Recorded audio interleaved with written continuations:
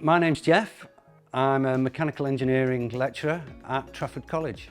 BTEC Engineering is an opportunity for me to share the knowledge and skills that I've built up over many years in industry.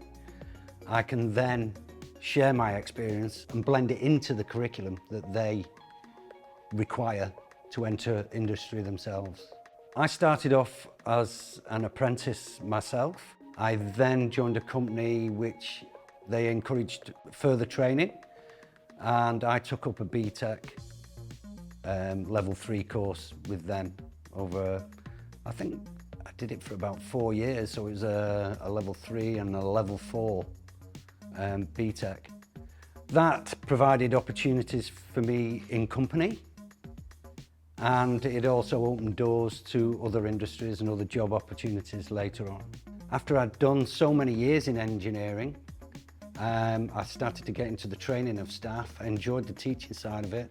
So I then used my qualification to go to university, train as a teacher, and then come back into the industry and begin teaching technical subjects and engineering. BTECs prepare our learners for industry because of the range of subjects we choose to put in our curriculum.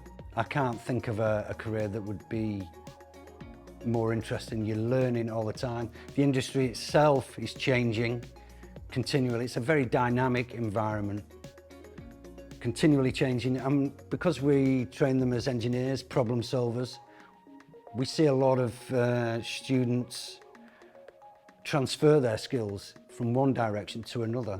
You know, so it's a qualification that is very flexible in that respect. You know, you can go off in many different directions. When I've delivered BTEC Engineering, I've noted that the students like the format. It's completely different from any other qualification.